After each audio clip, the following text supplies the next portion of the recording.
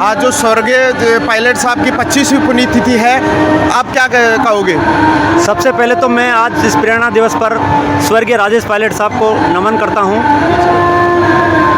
मैं एक सैनिक होने के नाते, स्वर्गीय राजेश पायलट भी एक एयरफोर्स में अधिकारी थे और उनके सुपुत्र श्री सचिन पायलट भी भारतीय सेना में एक जाबाज अफसर की भूमिका निभा रहे हैं। और मेरा ये सौभाग्य है कि मैं आज उसके 25वें इस पुण्यतिथि कार्यक्रम में आने का सौभाग्य मिला। और मेरा एक पर्सनल विचार भी है कि स्वर्गीय राजेश पायलट साहब किसान जवान के हमेशा हित में कार्य करते थे। आज इसलिए हज़ारों की तादाद में लोग उन्हें प्रेरणा दिवस के तौर पर याद कर रहे हैं। और उन्हीं के सुपुत्र श्री सचिन पायलट साहब भी बहुत ही अच्छे 36 कौम को साथ लेकर जवानों को आगे बढ़ाने की भूमिका निभा रहे हैं। सर्व समाज को एक साथ लेके चलते थे। बिल्कुल, हमने तो वो ज़माना नहीं देखा, लेकिन हमारे साथ में ताऊ जी बैठे हैं, इनका भी कहना यही है कि वो बहुत अच्छे इंसान थे, गरीबों का साथ देते थे, हर व्यक्ति से मिलने का उनका मन रहता था। और वही खूबी आज हम उनके सुपुत्र श्री सचिन पायलट साहब में भी देखते हैं। तो जो दुर्घटना हुई थी, तो क्या आपको याद है? क्योंकि हमारा तो उस समय जन्म भी नहीं होता। मुझे याद है, मैं कक्षा 11 का स्टूडेंट था और 99 कारगिल पे टाइम पे मैं आर्मी में भर्ती हो गया। वो 11 जून 2000 को साहब ख़त्म हुए थे।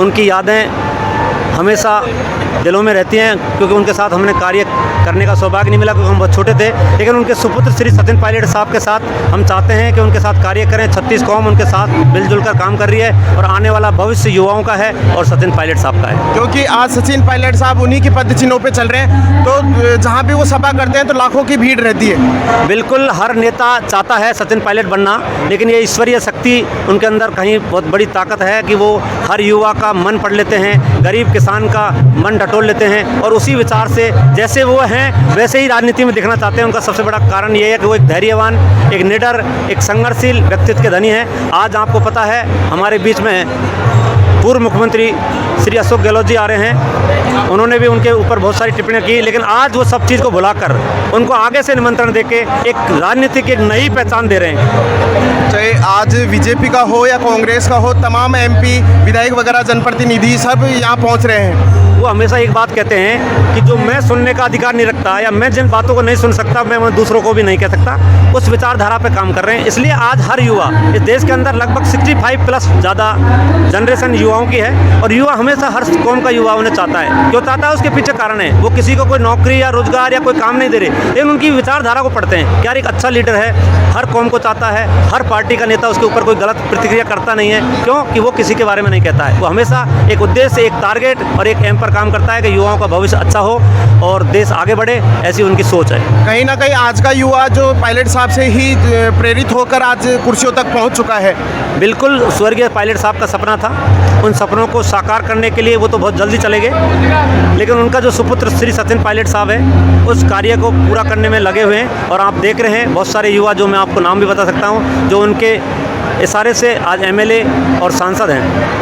क्योंकि मैंने एक सुना है कि अभी दौसा जिले से बातचीत कल रात से मैं यही हूँ, तो लोगों से बातचीत कर रहा हूँ कि हम एक जो पायलट साहब को है वो एक भगवान के रूप में मानते हैं। ऐसा क्यों है? ऐसा क्या चमत्कार है? क्योंकि उनकी अगर उनकी गाथाई की बात करेंगे तो शाम हो जाएगी अपने को। मैं उनको जीती जागता एक उदाहरण देता हूँ।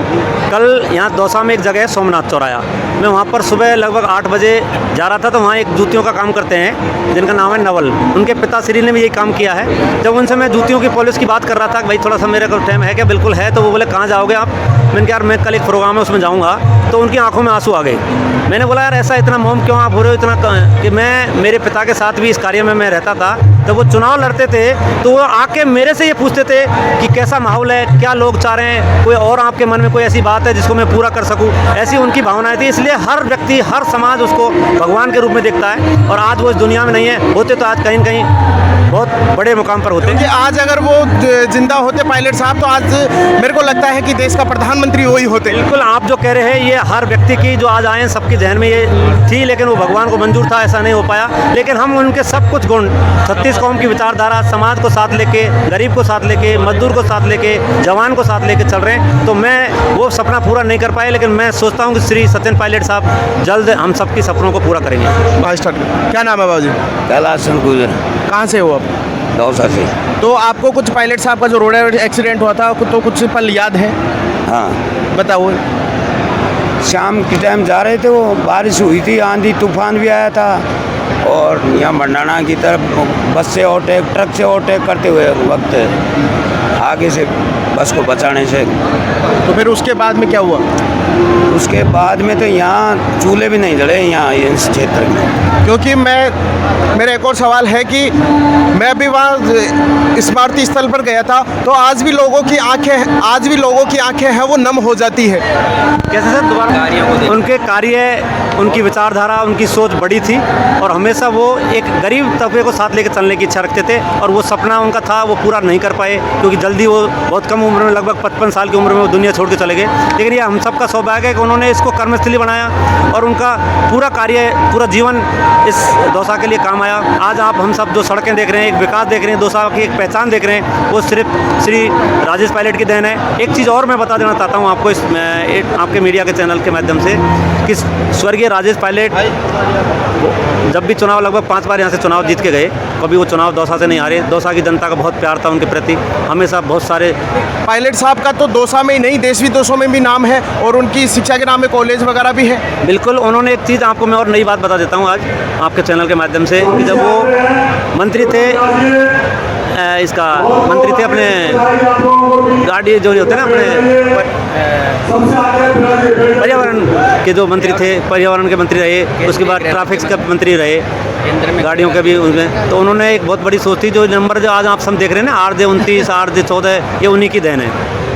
और बहुत ही मतलब बड़ा दिल था उनका, समाज के प्रति, 36 कौम के प्रति, गरीबों के प्रति उनकी एक आस्था थी। इसलिए आप देख रहे हैं, आप हज़ारों की तादाद में लोग उनके लिए श्रद्धांजलि अर्पित करने आ रहे हैं। मैं वहाँ जब लोगों से बातचीत कर रहा था, तो लोग बता रहे थे कि पायलट साहब एक साथ 10 आदमियों से मिल सकते थे। ऐसे क्या खूबी थी कि ये भगवान की देन ही थी?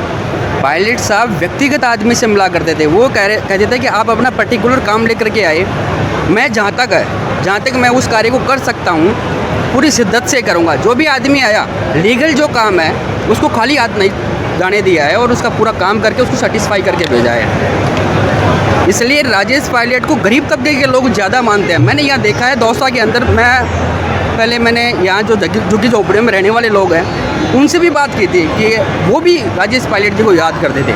उसका रीज़न यही था कि जो भी उनके पास में डिमांड लेकर के गया है, हमारे पास आवास नहीं है, रहने के लिए व्यवस्था नहीं, उनकी सारी बातें जो दैट वो सुना करते थे और उसका समाधान करके भेजा करते थे। यहाँ सीधे कलेक्टर से बात करनी हो, एसपी से बात करनी हो, डायरेक्ट बात करते थे और उसका समाधान करते थे। क्योंकि आज दौसा जिले में कहीं ना कहीं जो गरीब मजदूर है, किसान परिवार है, वो पायलट साहब के आज भी फोटो को भगवान के रूप में मानते हैं। बिल्कुल सर, वो भगवान के रूप में मानेंगे, क्योंकि उनकी समस्याओं का समाधान वहाँ होता था। वो कहते थे कि जो अंतिम पंक्ति में खड़ा है वो व्यक्ति मेरे पास में आए और मेरे से अब उनकी जो समस्याएं हैं उनको बताएं, मैं निश्चित रूप से उसका समाधान करूंगा, बेझिझक आकर के मिल सकते हैं। आज तो तमाम लोग यहाँ पहुँच रहे हैं, चाहे सांसद हो या MP हो या विधायक हो, जनप्रतिनिधि हो, तमाम लोग पहुँच रहे हैं, चाहे वो बीजेपी का हो या कांग्रेस का हो, कोई देख ही नहीं रहा। पर सब ऐसे देख रहे हैं कि जो पायलट साहब हैं उनसे अपने कहीं ना कहीं आज भी विधायक सांसद वगैरह प्रेरणा लेते हैं, उनकी सोच पर ही वो आगे बढ़ रहे हैं। बिल्कुल सर, उनकी भावना थी कि वो साथ में लेकर के चलते थे सबको,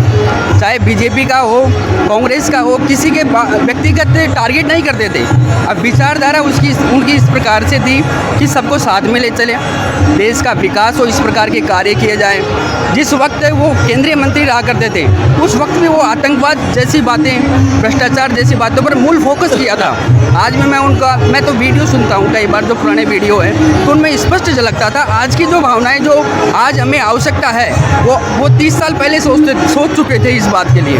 तो निश्चित रूप से वो देश के प्रधानमंत्री होते, क्योंकि आतंकवाद, मैं आर्मी में रहा हूँ, अभी रिटायर्ड हो गया, और 2010 में मैं J&K में रहा हूँ, जम्मू एंड कश्मीर।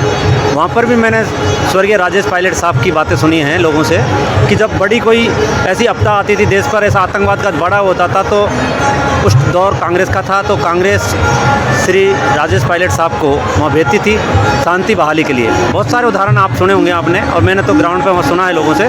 और वो एक महान व्यक्तित्व के धनी थे, जैसा कि हमारे साथी ने कहा है, वो देश के प्रधानमंत्री होते, लेकिन हम सबको बहुत जल्दी वो छोड़ गए। ये दुख हमेशा जब तक हम रहेंगे इस दुनिया में रहेगा। आज हम दौसा जिले में हैं, ग्राम भंडाना में हैं, और हम तमाम लोगों से बातचीत करवाए हैं किस प्रकार पायलट साहब को देखकर आज भी लोगों की आंखें हैं वो नम हो जाती है। आप मेरे साथ देख रहे हो A to Z news media और मैं हूं निहाल सिंह। जय हिंद, जय भारत।